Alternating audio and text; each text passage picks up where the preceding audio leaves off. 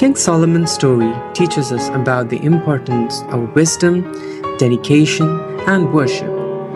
He used his gifts to create a lasting legacy that honored God and led his people. What can we build with the gifts that we've been given? How can we use our talents to serve and honor others? Think. Thank you for joining us on this royal adventure. Don't forget to like, subscribe, and click the bell for more biblical tales. Share what you have learned today with a friend, and keep exploring the wonders of the past. The story of Ruth, a tale of faith and redemption. Once upon a time, in the land of Judah, there lived a family, Elimelech, his wife Naomi, and their two sons, Mahlon and Chilion. But their land was struck by a terrible famine, and they had to leave their home in Bethlehem in search of food. They traveled to a faraway place called Moab, hoping for a better life. In Moab, Elimelech passed away, leaving Naomi alone with her two sons. The boys grew up and married two lovely Moabite women, Orpah and Ruth. But as time passed, tragedy struck again. Both Mahlon and Chilion passed away, leaving Naomi heartbroken and alone in a foreign land. When Naomi heard that the famine in Judah had ended, she decided to return to her homeland. Orpah tearfully said goodbye and went back to her family, but Ruth refused to leave Naomi's side. With unwavering loyalty, Ruth declared, "Where you go, I will go. And where you stay, I will stay. Your people will be my people, and your God will be my God." Together, Naomi and Ruth embarked on the journey back to Bethlehem. Upon their arrival, Ruth went to the fields to gather grain. Following the custom of gleaning, where the poor could pick up leftover grain after the harvest, by chance, she found herself in the fields of a kind man named Boaz, who was a relative of Naomi. Boaz noticed Ruth's diligence and kindness and instructed his workers to leave extra grain for her. He showed her great kindness and protection. Later, Naomi encouraged Ruth to seek Boaz's help as their kinsman redeemer, someone who could care for them and their land. Ruth bravely approached Boaz and asked for his help. Boaz, moved by her sincerity, promised to do all he could to help them. He even negotiated with another relative who had the first right to help them. But when he declined, Boaz gladly took on the responsibility. In a beautiful gesture of commitment, Boaz married Ruth and took care of Naomi and her land. Ruth and Boaz were blessed with a son named Obed, who would become the grandfather of King David. And so, through Ruth's loyalty, bravery, and faith, she became part of a remarkable story of redemption and hope. A story that would echo through the generations and eventually lead to the birth of Jesus Christ. The end.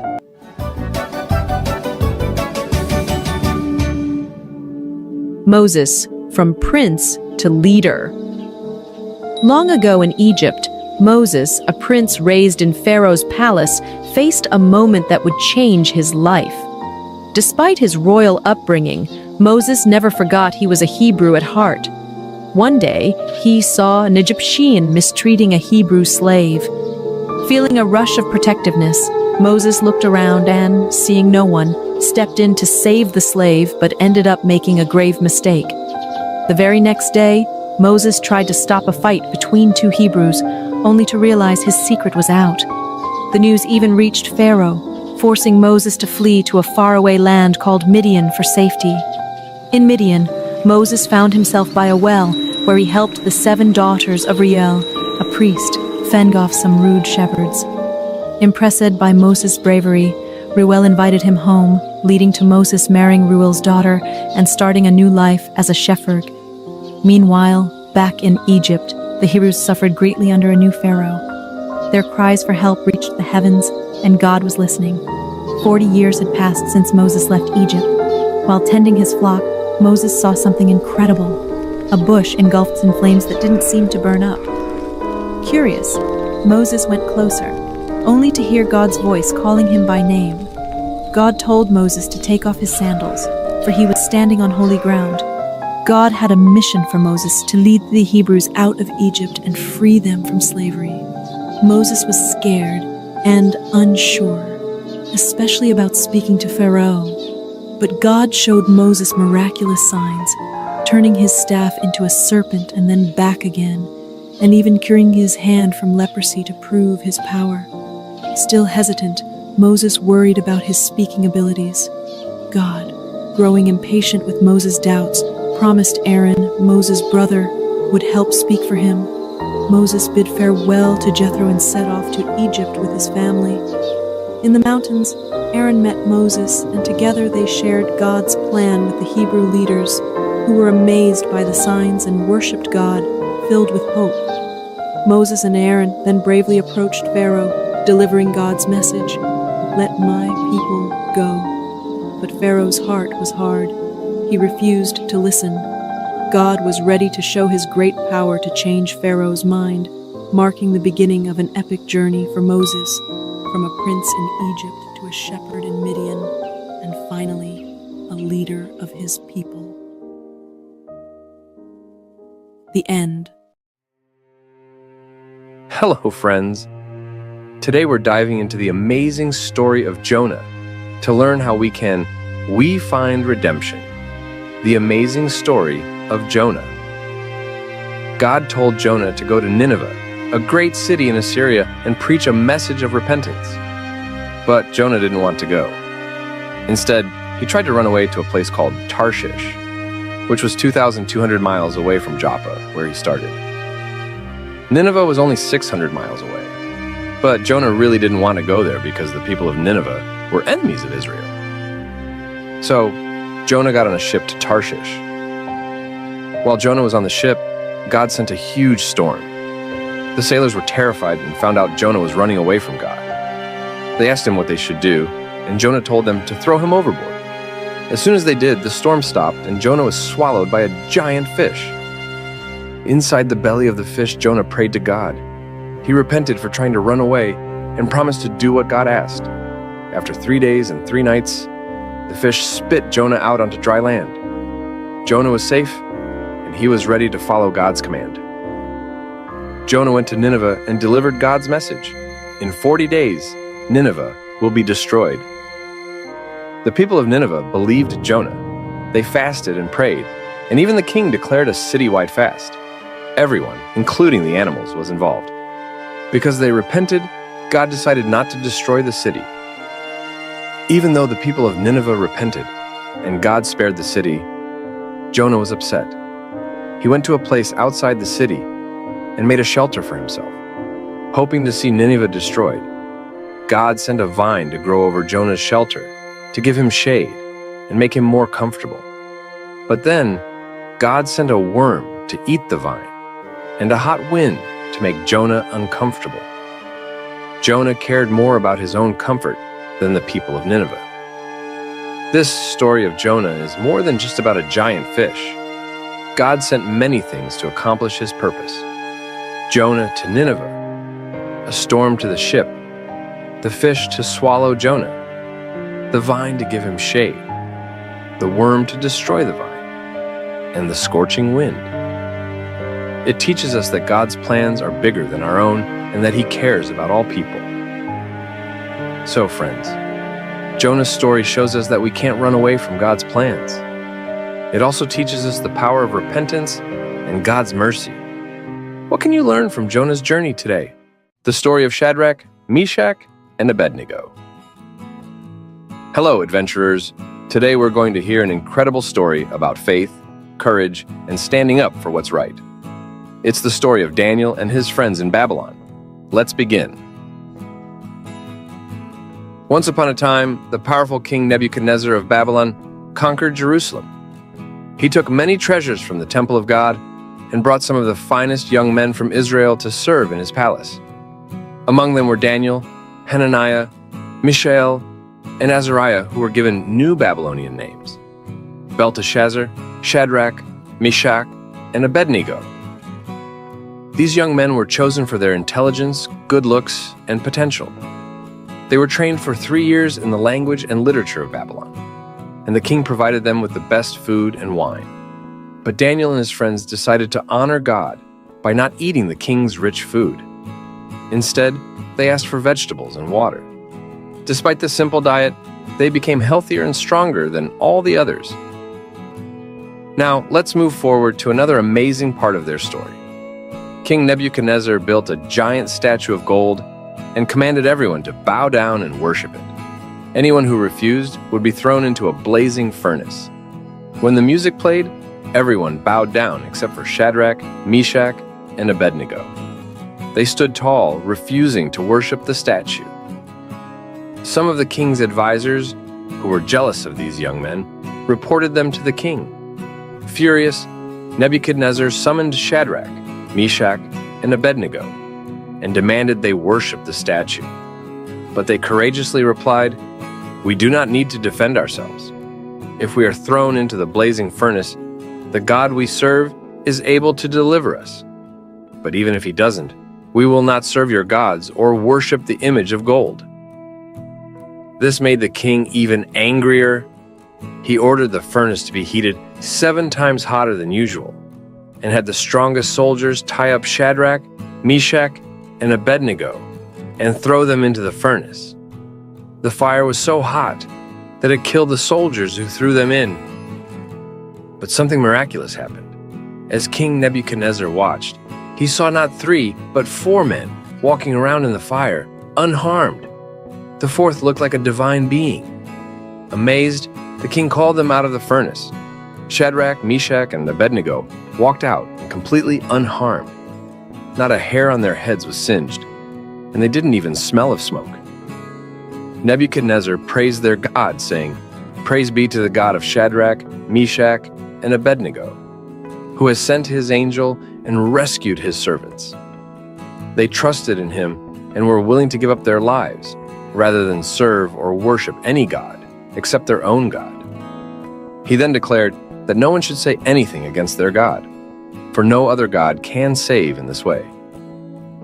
The story of Shadrach, Meshach, and Abednego teaches us about the power of faith and standing up for what's right, even in the face of danger. Their unwavering trust in God protected them and showed others his incredible power. What can we learn from their courage today? How can we stand strong in our faith and trust God, no matter what challenges we face? Daniel and the Lion's Den. Once upon a time, in the kingdom of Babylon, a wise and faithful man named Daniel served under King Darius. The king loved Daniel and planned to make him the leader over all his kingdom. This made some of the king's wise men very jealous. They wanted to find a way to bring Daniel down. The wise men knew that Daniel was devoted to praying to his God. They plotted together and came up with a sneaky plan. They approached King Darius and convinced him to make a new law. This law stated that anyone who prayed to any god or man other than the king for 30 days would be thrown into a lion's den. The king, not realizing their true intent, agreed and signed the law. Despite the new law, Daniel chose to pray to God just as he always had. He would kneel by his window 3 times a day, giving thanks and asking for God's help. The jealous wise men were watching and saw Daniel praying. They immediately went to King Darius and reported that Daniel was breaking the new law. The king was distressed. He realized that he had been tricked by his own wise men, but there was nothing he could do. The law was the law, and even the king had to obey it. With a heavy heart, King Darius ordered that Daniel be thrown into the lion's den. That night, the king couldn't eat or sleep. He was so worried about Daniel. He stayed awake, fasting and praying that Daniel's God would protect him. Early the next morning, as soon as the sun began to rise, King Darius rushed to the lion's den. With a trembling voice, he called out, "Daniel, servant of the living God, has your God, whom you serve continually, been able to rescue you from the lions?" From deep within the den, Daniel's voice came back, strong and clear. "O king, live forever. My God sent his angel, and he shut the mouths of the lions. They have not hurt me, because I was found innocent in his sight. Nor have I ever done any wrong before you, your majesty." Overjoyed, the king ordered that Daniel be lifted out of the den. Everyone was amazed to see that Daniel was completely unharmed. Not a scratch was found on him because he had trusted in his God. The king was so happy that Daniel was safe. He decided to punish the men who had tricked him. They were thrown into the lion's den, and this time, the lions did not stay calm. King Darius then made a new decree to his entire kingdom. He taught his people about the power and goodness of Daniel's God. For he is the living God, and he endures forever. His kingdom will not be destroyed. His dominion will never end. He rescues and he saves. He performs signs and wonders in the heavens and on the earth. He has rescued Daniel from the power of the lions. So, friends, the story of Daniel in the lion's den is a powerful reminder of the importance of faith and trust in God. Daniel's unwavering belief in God protected him from harm and showed everyone around him the might and mercy of the true God. Please show me your support and love through likes, shares, subscribes, and comments. Every support helps me keep going.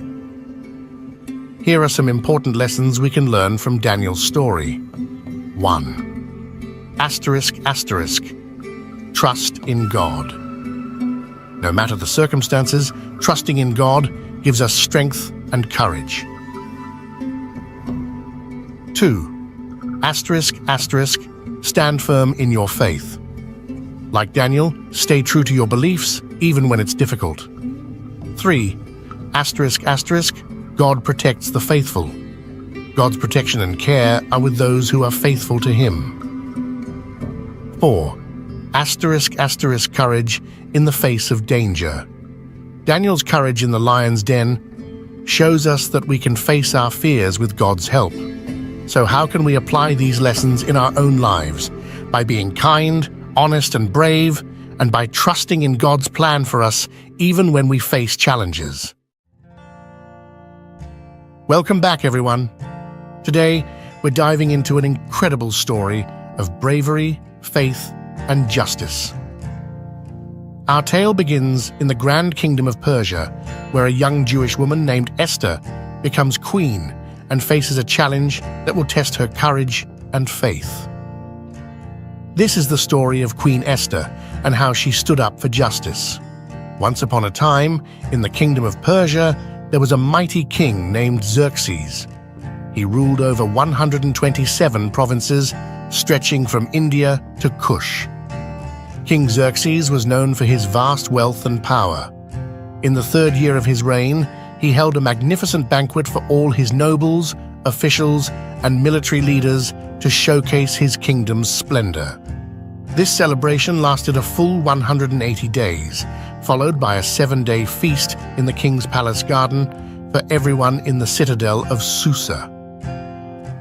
Amidst the festivities, Queen Vashti, the wife of King Xerxes, also held a banquet for the women in the royal palace.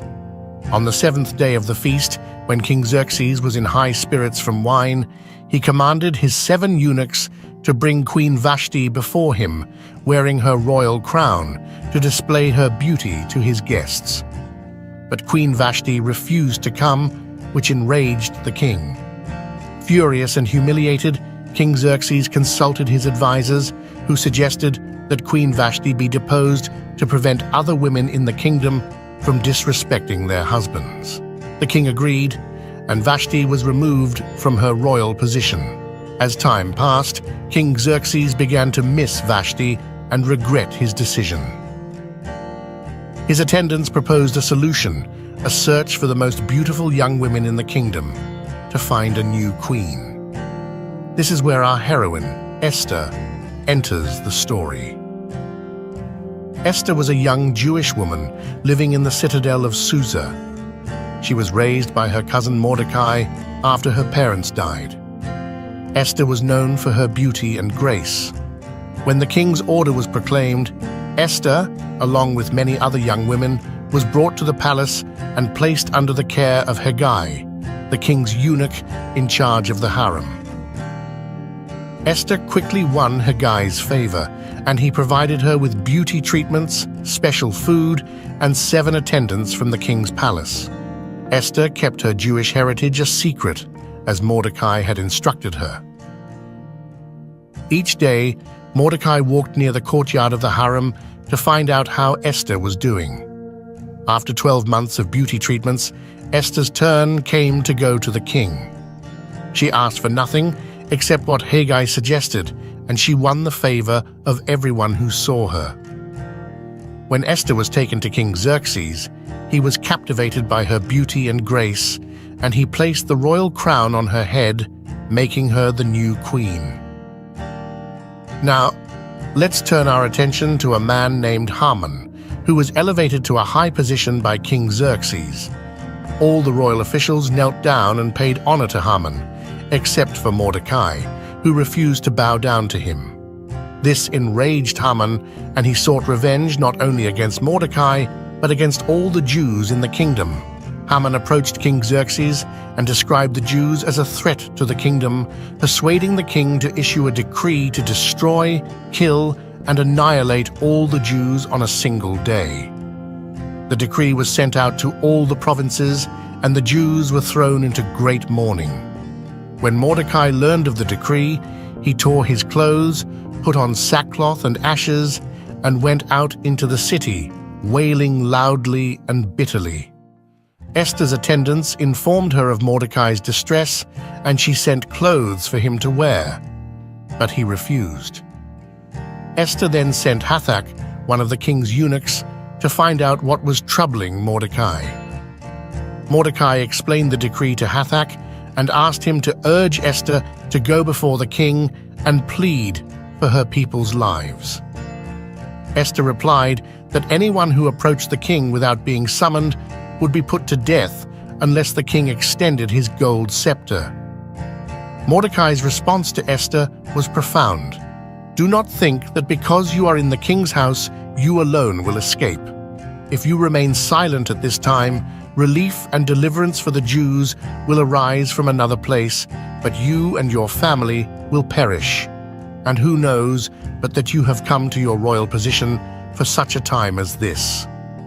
Moved by Mordecai's words, Esther asked him to gather all the Jews in Susa to fast for 3 days. She and her attendants would do the same. She resolved to go to the king, even if it meant risking her life, saying, "If I perish, I perish." On the 3rd day, Esther put on her royal robes and stood in the inner court of the palace.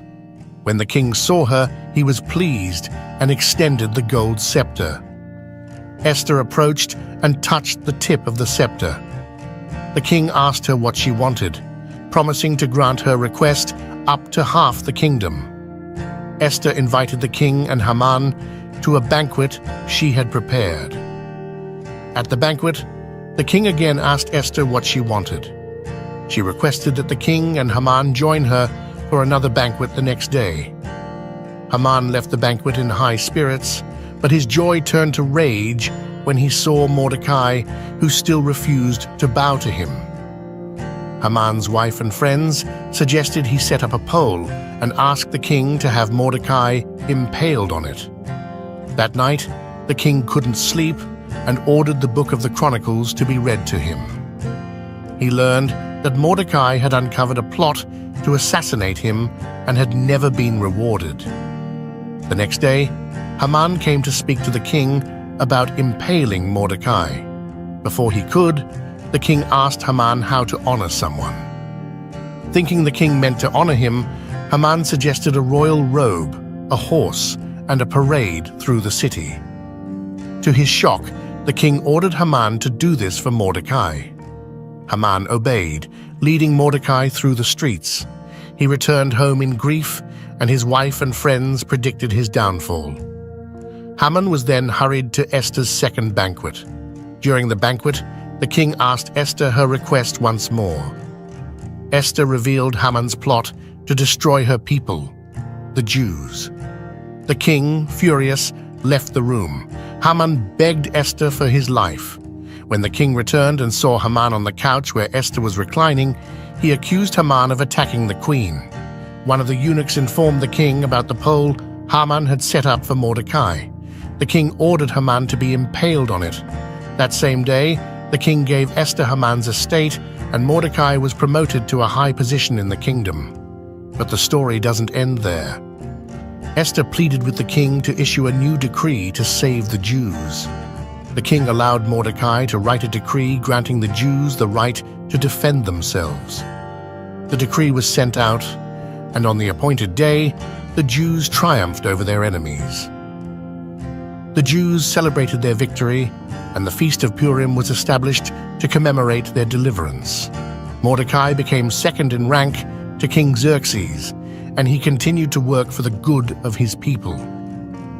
The story of Esther teaches us the power of courage, faith, and standing up for justice. Esther's bravery and willingness to risk her life saved her people and changed the course of history. Her story reminds us that we all have a role to play in making the world a better place, and sometimes we are called to take a stand, even when it's difficult. Thank you for joining us today. If you enjoyed this story, please like, share, and subscribe for more inspiring tales from history and beyond. Until next time, remember to stand up for justice and have faith in the power of doing what's right.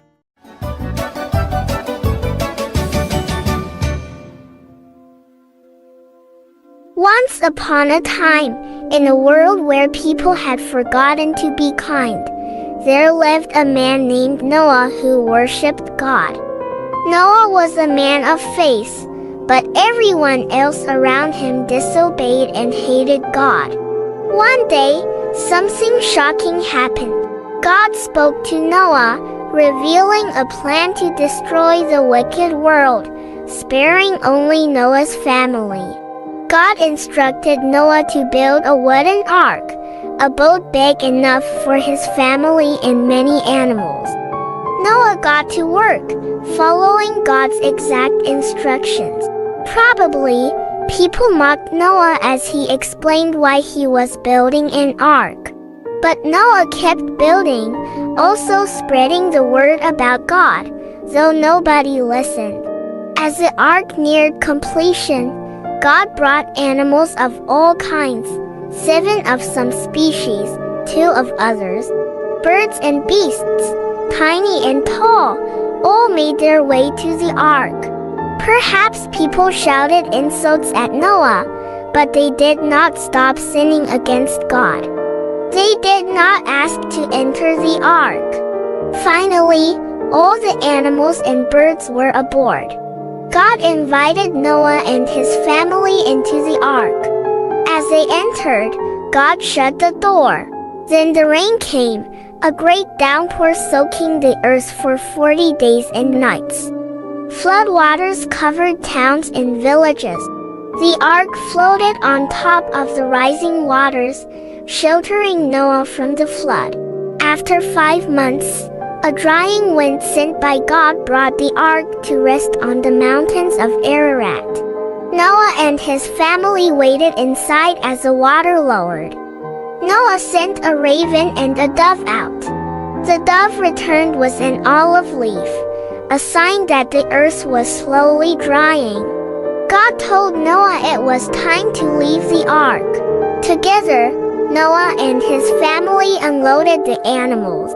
Noah, filled with gratitude, built an altar and worshipped God who had saved him and his family from the awful flood. God gave Noah a wonderful promise. Never again would he send a flood to judge human sin. As a great reminder of this promise, God gifted the world with a rainbow, a beautiful sign of his covenant. And so, Noah and his family found new beginnings after the flood. In time, his descendants repeopled the whole earth, and all nations came from Noah and his children.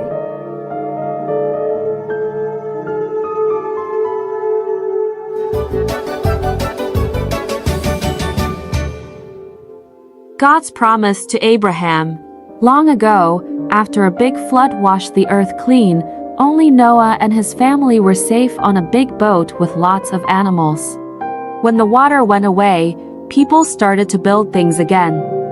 They had a big idea. Let's build a tall tower that touches the sky, right up to the stars. They wanted to stay together and be friends forever. But something magical happened. Suddenly, everyone started speaking in different languages. It was so confusing because nobody could understand each other anymore. So, the people split up, finding new places to live with others who spoke the same language. The big city they left behind was called Babel, which means a big mix-up. Then, in a place called Ur, God talked to a man named Abram. God said, "Abram, go on an adventure to a special land I'll show you." Abram, his wife Sarai, and his nephew Lot packed up and went to a beautiful land called Canaan. Canaan was filled with green fields and clear blue skies. Abram and Lot had so many sheep and cows. The land they were living on didn't have enough grass and water for all the animals. So, the workers of Abraham and Lot started arguing over the best spots for their animals to eat and drink. Abram wanted everyone to be happy and not fight. He told Lot, "Let's not argue. You choose any part of the land you like, and I'll go the other way." That way, there was enough room for all their animals. Lot looked around and saw a really nice area with lots of water and green grass near the cities of Sodom and Gomorrah. It looked like the best spot for his animals, so he chose to move there. Abraham stayed in the land of Canaan, where God asked him to stay. Even though Abraham and Lot had to live apart to stop the arguing, Abraham made sure they did it in a kind and peaceful way, showing he was a really good uncle and a wise man. God saw Abram's kind heart and told him, "This whole big, beautiful land will belong to you and your children and their children after them, forever." But Abram and Sarai were very old and didn't have any children. They wondered, how will God's promise come true? One day, 3 special visitors brought amazing news. "Sarai, you're going to have a baby." Sarai laughed because she thought she was too old for that. God also changed their names to Abraham and Sarah to show they were going to start a big family. Then, God said he had to fix the 2 naughty cities near where Lot lived. Abraham was worried for Lot. Lot listened to the angels and escaped with his daughters. But Lot's wife looked back and turned into a salt statue. Then, the most wonderful thing happened. Even though they were very old, Abraham and Sarah had a baby boy named Isaac.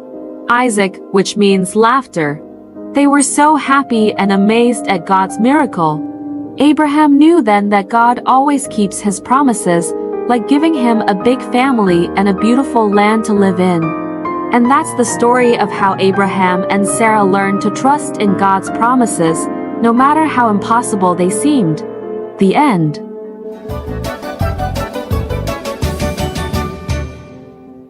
Once upon a starry night, in a land filled with whispers of the past and promises for the future, Abraham, a man known for his kindness and faith, received a very tough test from God. God asked him to do something unimaginable, to offer his dearest son Isaac as a special gift back to God. This was to see if Abraham trusted God above all else, even more than he loved his precious son. Abraham's heart felt heavy, like a stone sinking in a deep, deep ocean.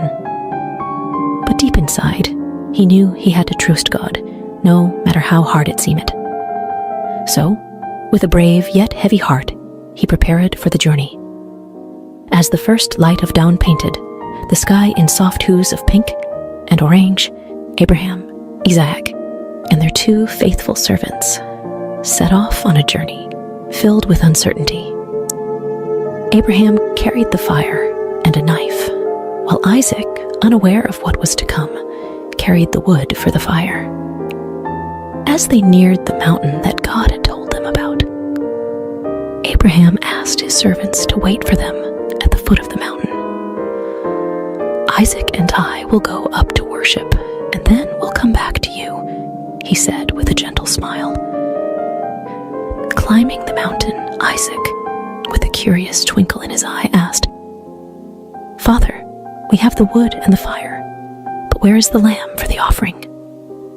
Abraham, with a heart full of hope, replied, "My son, God will take care of it. He will provide the lamb for the offering."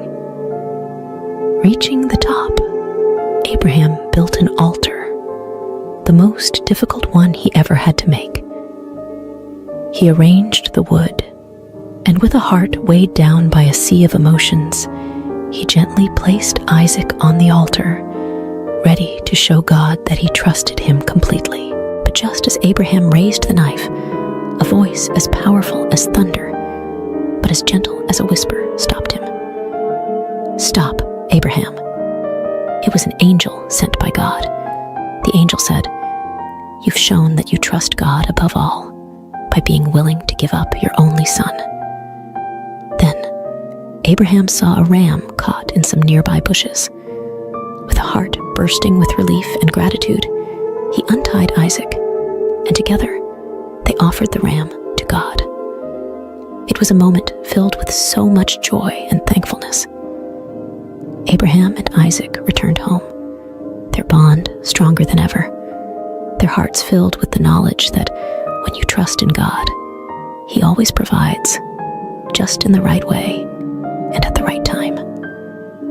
And so, under the same stars that had witnessed their journey, Abraham and Isaac found comfort in knowing that no matter what, God's love and care would always guide them, just like it guides us all. The end.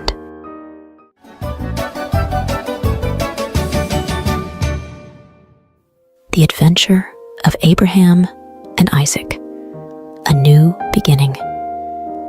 Once upon a time, after a big adventure on a mountain, Abraham and his son Isaac were on their way back home. Then, while the stars twinkled like tiny smiles above them, a kind angel came with a message that made their hearts dance. "Abraham," the angel said, "your family will be as numerous as the stars. And guess what? They're going to bring happiness to the whole wide world." It was like a secret promise about a hero who had come from their family tree, someone very special named Jesus. But when they got back home, they found themselves in a very quiet house. Sarah, the laughter and love of their home, had gone on a journey to the stars. Abraham and Isaac felt very sad, missing her warm hugs and bright smile. Abraham had an idea to bring some joy back into their home. He called his most trusted friend, a wise old servant, and gave him a very important mission. "It's time for Isaac to find a companion, someone to share stories and dreams with," Abraham said. "Please find a kind lady from our family for Isaac." The servant set off on his camels, hoping for a little help from the stars. As he reached a faraway land, he made a wish. "Let the right lady be the one who offers water to my thirsty camels." It wasn't just any wish. It was a special kind of hope that only the kindest hearts could fulfill. Like a scene from a beautiful story, along came Rebecca with a smile as bright as the dawn. She saw the camels, tired and thirsty, and offered them cool, refreshing water. The servant's eyes sparkled with joy. This must be the one, he thought. She was kind, just like the wish. Rebecca, brave and full of adventure, said yes to a new journey. She traveled across the deserts and mountains to meet Isaac. When Isaac saw her, it was like spring had come to his heart, filling it with flowers and sunshine. Rebecca's kindness and laughter brought new stories and dreams to their home. Isaac and Rebecca, hand in hand, started a wonderful adventure together, full of love and promise. And so, the story of Abraham, Isaac, and now Rebecca reminds us all. After every big adventure, after every sad goodbye, there's always a new beginning. A chance for love and joy to grow again, just like the stars that twinkle in the night sky. The end.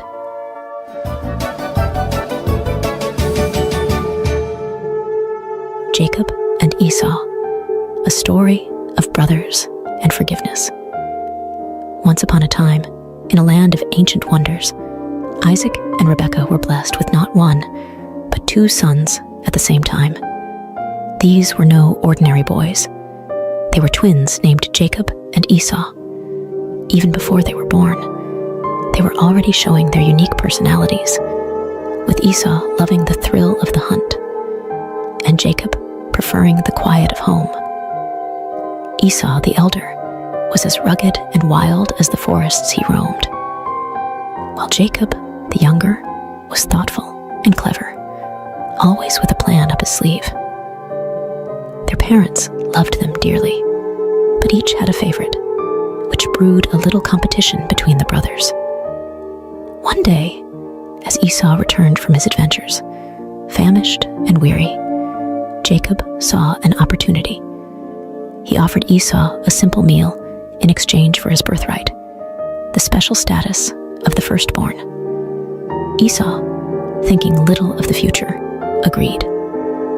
This moment would change the course of their lives in ways they couldn't imagine.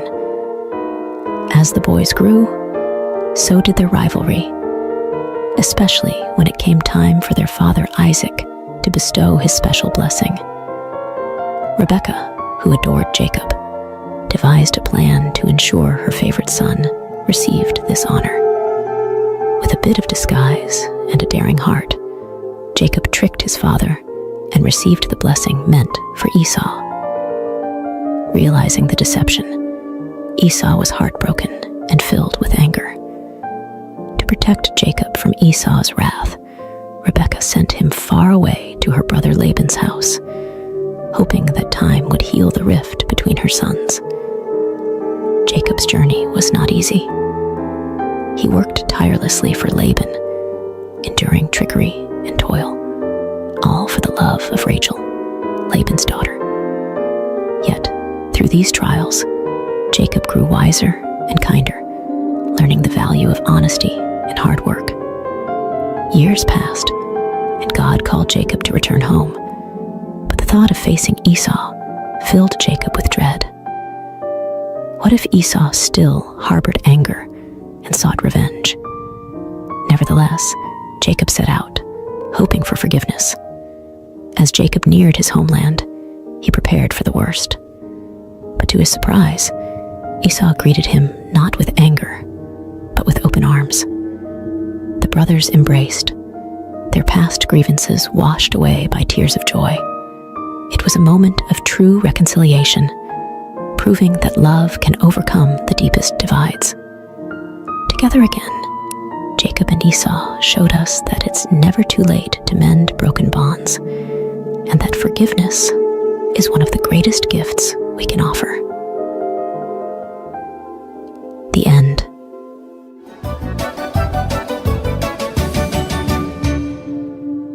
Joseph's journey, from dreamer to dreamkeeper. In a land where families were as vast as the stars, Isaac's heart was full of joy as his son Jacob returned home. Even Esau, who once harbored anger, welcomed Jacob with open arms. But not all was peaceful, for Jacob's sons felt a storm brewing in their hearts, troubled by their younger brother Joseph, who was clearly the apple of their father's eye. Joseph, with his bright, colorful coat, a gift from Jacob, was a dreamer. His dreams, however, sparked flames of jealousy among his brothers. In one dream, Joseph saw his own sheaf of grain standing tall, while his brother's sheaves bowed down to it. In another, the sun, moon, and even the stars bowed before him.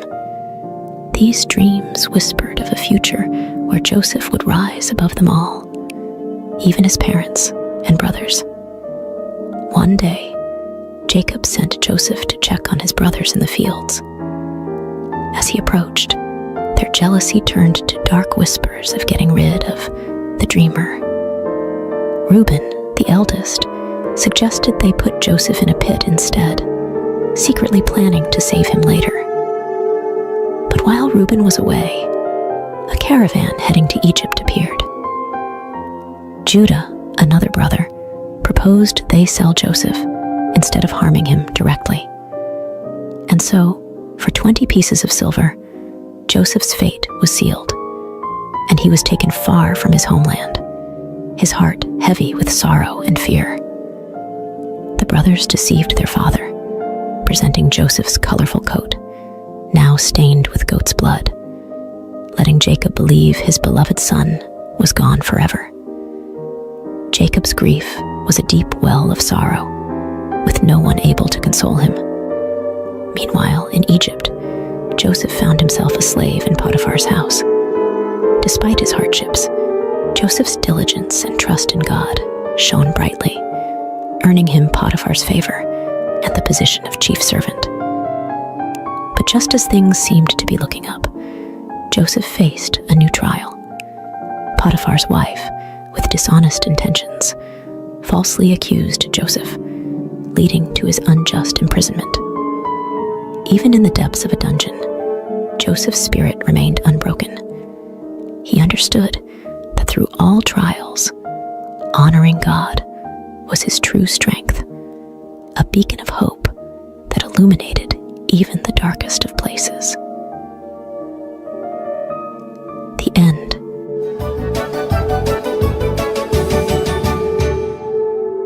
Joseph's journey from prison to palace. Once upon a time in a far-off land called Egypt, Joseph found himself in a dark prison, wrongly accused by Potiphar, his former master. But even in such a grim place, Joseph's kindness and helpful nature shone bright.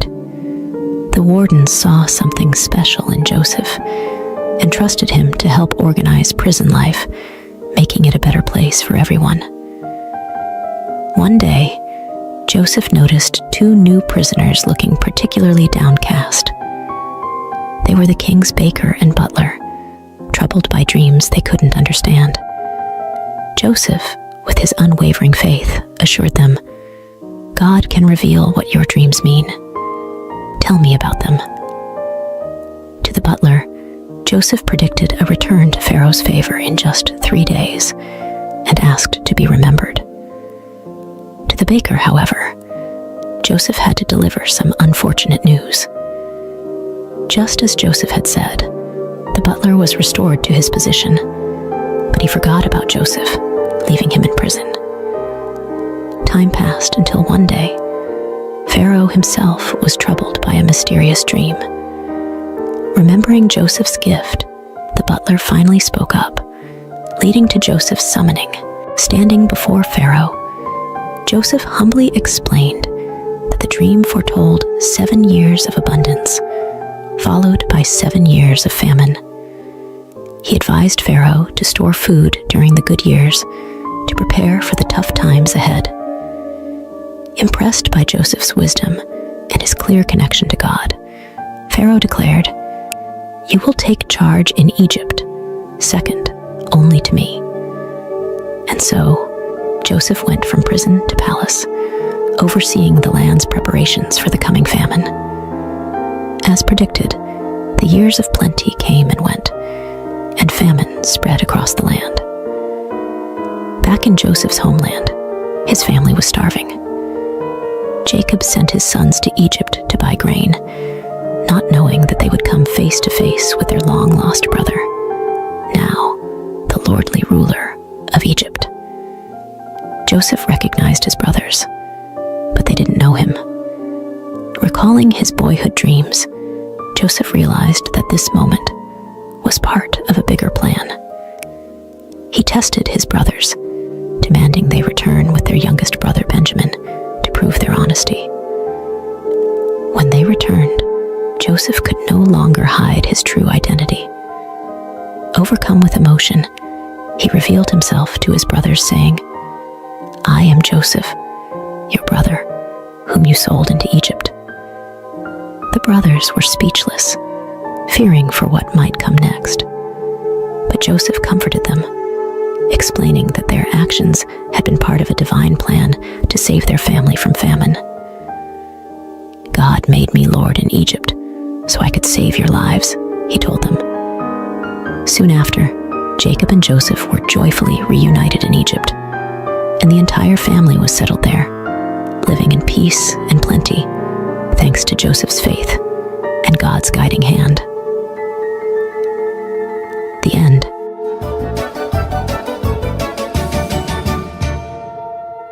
Moses, from prince to leader. Long ago in Egypt, Moses, a prince raised in Pharaoh's palace, faced a moment that would change his life.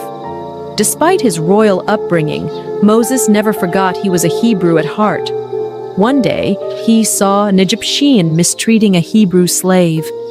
Feeling a rush of protectiveness, Moses looked around and, seeing no one, stepped in to save the slave but ended up making a grave mistake. The very next day, Moses tried to stop a fight between two Hebrews, only to realize his secret was out. The news even reached Pharaoh, forcing Moses to flee to a faraway land called Midian for safety. In Midian, Moses found himself by a well, where he helped the 7 daughters of Reuel, a priest, fend off some rude shepherds. Impressed by Moses' bravery, Reuel invited him home, leading to Moses marrying Reuel's daughter and starting a new life as a shepherd. Meanwhile, back in Egypt, the Hebrews suffered greatly under a new pharaoh. Their cries for help reached the heavens, and God was listening. 40 years had passed since Moses left Egypt. While tending his flock, Moses saw something incredible. A bush engulfed in flames that didn't seem to burn up. Curious, Moses went closer, only to hear God's voice calling him by name. God told Moses to take off his sandals, for he was standing on holy ground. God had a mission for Moses to lead the Hebrews out of Egypt and free them from slavery. Moses was scared and unsure, especially about speaking to Pharaoh. But God showed Moses miraculous signs, turning his staff into a serpent and then back again, and even curing his hand from leprosy to prove his power. Still hesitant, Moses worried about his speaking abilities. God, growing impatient with Moses' doubts, promised Aaron, Moses' brother, would help speak for him. Moses bid farewell to Jethro and set off to Egypt with his family. In the mountains, Aaron met Moses, and together they shared God's plan with the Hebrew leaders, who were amazed by the signs and worshipped God, filled with hope. Moses and Aaron then bravely approached Pharaoh, delivering God's message, "Let my people go." But Pharaoh's heart was hard. He refused to listen. God was ready to show his great power to change Pharaoh's mind, marking the beginning of an epic journey for Moses, from a prince in Egypt to a shepherd in Midian, and finally, a leader of his people. The end. In ancient Israel, chaos reigned as the Midianites devastated the land. Amid despair, Gideon, a simple farmer, dared to defy them, secretly harvesting wheat to feed his family. His courage caught divine attention. An angel tasked him to lead a rebellion. Skeptical, Gideon sought signs from God, receiving undeniable miracles dew laden. Fleece amidst dryness, then the reverse, bolstering his faith. With just 300 warriors, chosen by God to highlight divine might over human strength, Gideon staged a daring nighttime ambush. Armed merely with trumpets and torches, they sowed such confusion among the Midianites that they turned on each other in panic. The victory was staggering. The people hailed Gideon a hero, urging him to be king. But Gideon knew better, declaring only God as ruler. This gripping tale of faith, courage, and divine intervention shows that with belief in a higher power, the impossible becomes possible. David and Goliath, the battle of faith. Hi everyone! Today, we're diving back to learn about a young hero named David. Last time, we saw how King Saul started to disobey God. Now, it's time for a new leader to rise.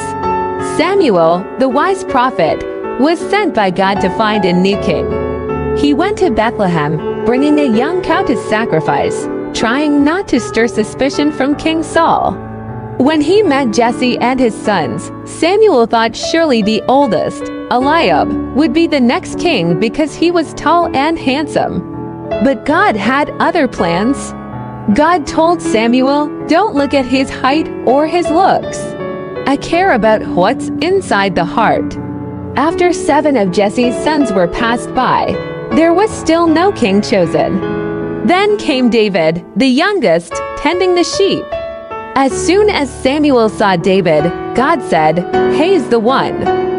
And right there, Samuel anointed David as the future king. Meanwhile, the Israelites were battling the Philistines, who had a giant warrior named Goliath. He was over 9 feet tall with heavy bronze armor and a massive spear. Goliath challenged the Israelites to a one-on-one fight for 40 days, but no one dared to face him. Enter young David, bringing food to his brothers on the battlefield. When he heard Goliath's taunts, he was shocked that no one stood up for God's honor. David said, "I'll fight him." Saul doubted at first because David was just a youth. But David convinced him by telling about how he protected his sheep from lions and bears. David didn't wear King Saul's armor. It was too big. Instead, he took his sling and picked 5 smooth stones from a stream. Facing Goliath, David declared, "You come with weapons, but I come in the name of the Lord, with unshakable faith." David slung a stone that struck Goliath right in the forehead, toppling the giant. David's victory was stunning. He used Goliath's own sword to finish the battle, proving that faith in God is the most powerful weapon. This victory made David a hero and led him to serve in Saul's court, soothing the troubled king with his harp music. David's story teaches us that no matter how big our problems seem, we can overcome them with faith and courage. Remember, it's not the size of the warrior in the fight, but the size of the faith in the warrior. What challenges can you face with the courage of David? Thank you for watching. Don't forget to like, subscribe, and click the bell icon for more adventures from the Bible. See you next time. Elijah, the prophet of miracles. Hi friends, today we're traveling back to the ancient kingdom of Israel to meet a remarkable prophet named Elijah, who brought God's messages during some tough times. Elijah lived when Ahab was king over Israel. And let me tell you, Ahab was not a good king. He and his wife Jezebel led the people away from God.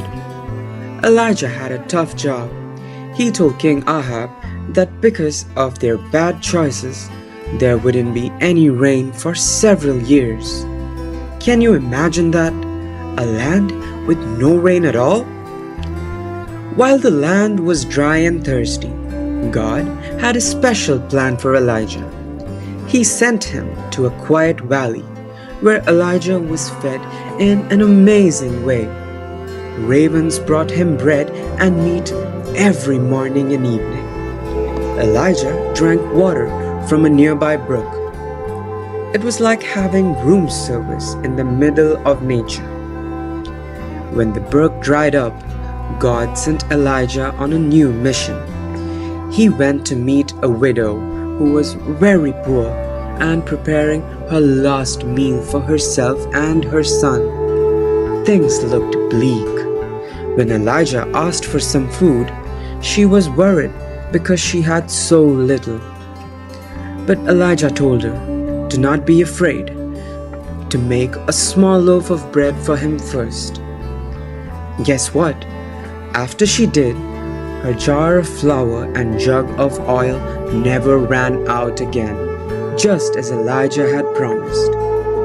Every day she had enough to make more bread. It was a miracle that kept her family fed during the drought. But then something sad happened. The widow's son got very sick and stopped breathing. The widow was heartbroken and thought all was lost. But Elijah took the boy upstairs, prayed to God, and guess what? God brought the boy back to life. when Elijah handed him back to his mom. You can imagine how happy she was. Elijah's story shows us how God takes care of his people in amazing ways, even when things seem impossible. Like the widow, we can trust that God is always with us, ready to provide and help us through tough times. Thanks for watching our story of Elijah, the prophet of miracles. Don't forget to like, subscribe, and click the bell for more Bible adventures. Share what you learned today and keep exploring the wonders of the Bible. See you next time. Bye-bye. Elijah's Showdown, the battle on Mount Carmel. Today, we're diving back into the amazing stories of the Bible to meet Elijah, the prophet of God. Last time, we saw how Elijah was fed by ravens and a kind widow during a terrible drought. Now, let's see what happens next. Remember, after Solomon, the kingdom of Israel split into two. The northern kingdom, called Israel, with 10 tribes, and the southern kingdom, called Judah, with 2 tribes. Elijah was sent to the northern kingdom because all their kings were bad. One of the worst was King Ahab, who led the people to worship false gods. 3 years into the drought, God told Elijah it was time to go back to King Ahab and declare that the drought would end. On his way, Elijah met Obadiah, a good man working for the bad king. Obadiah was secretly hiding God's prophets from Queen Jezebel, who was trying to kill them. When Elijah asked Obadiah to get Ahab, Obadiah was scared.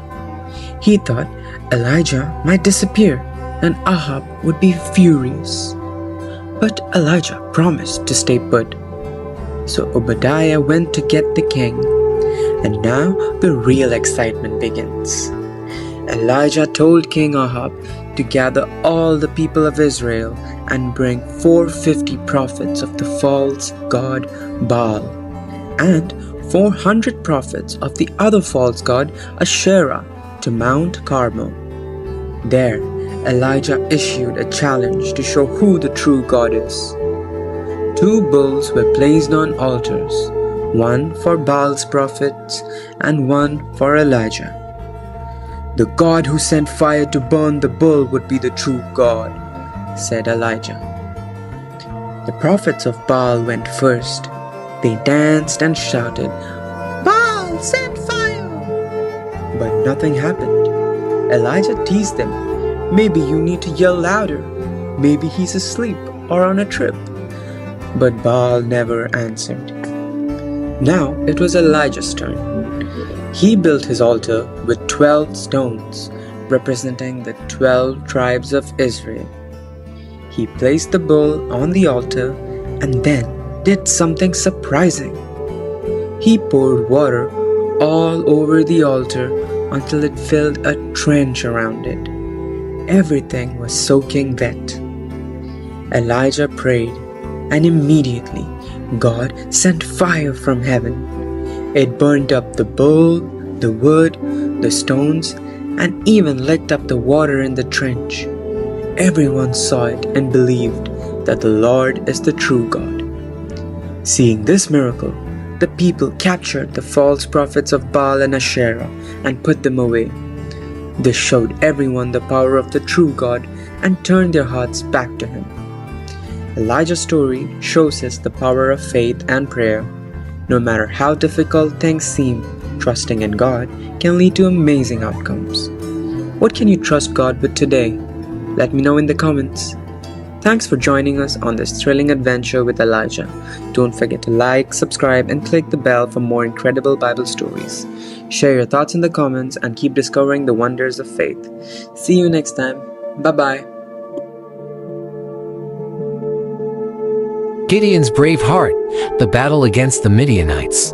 Once upon a time in the land of Israel, after a brave leader named Joshua passed away, the people forgot about God. They stopped praying and didn't follow His ways anymore. This made God very sad, And because of this, he allowed the Midianites, not very nice neighbors, to cause trouble. They burned down houses and farms, making it so hard for the Israelites that they had to live in caves. But there was one man, Gideon, who still tried to do his best. He secretly grew some wheat to make bread for his family. He had to be very sneaky and thresh his wheat in a hidden spot near a wine press to avoid the Midianites. One day, while Gideon was working hard, an angel came with a special message from God. The angel told Gideon that God wanted him to do two big things. First, God wanted Gideon to knock down his father's statue of a false god and build an altar for the true God.